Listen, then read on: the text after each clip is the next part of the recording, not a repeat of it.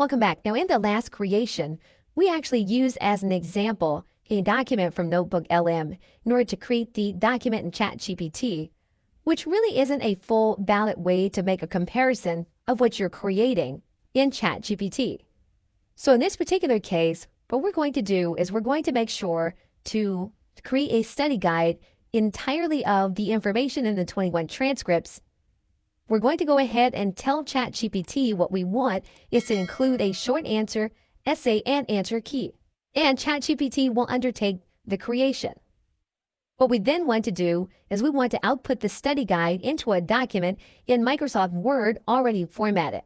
And our document is now formatted.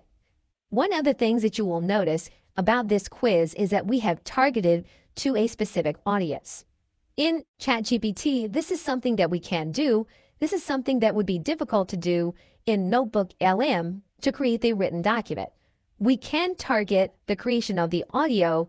However, the targeting of the written documents are easier to do inside of ChatGPT. Okay, so for that, thanks, and I will see you in another video.